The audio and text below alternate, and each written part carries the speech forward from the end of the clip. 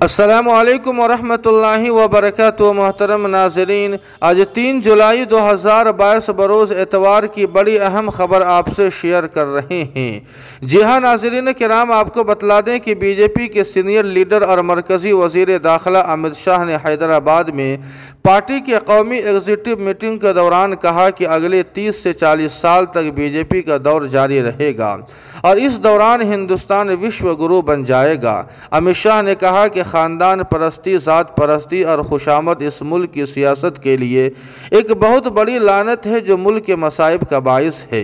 अमित शाह ने कहा कि बीजेपी तेलंगाना और मगरबी बंगाल जैसी रियासतों में ख़ानदानी राज ख़त्म करेगी और आंध्र प्रदेश, तमिलनाडु और उड़ीसा समेत दीगर रियासतों में इक़्तिदार में आएगी।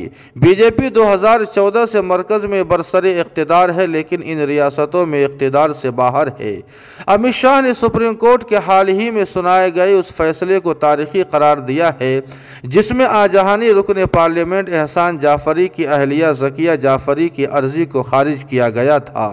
अर्ज़ी में गुजरात में 2002 के फसादात के सिलसिले में उस वक्त के वज़ीर आला नरेंद्र मोदी समेत 64 लोगों को खुसूसी तफ्तीशी टीम SIT की तरफ से दी गई क्लीन चिट को चैलेंज किया गया था।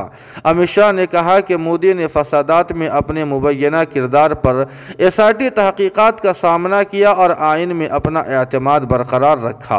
अमित शाह ने कहा कि भगवान शिव की तरह मोदी ने उन पर फेंके गए तमाम जहरों को हजम कर लिया। उन्होंने कहा कि अपोजिशन गैर मुतमईन है और हुकूमत जो भी अच्छा करती है उसकी मुखालफत करती रहती है।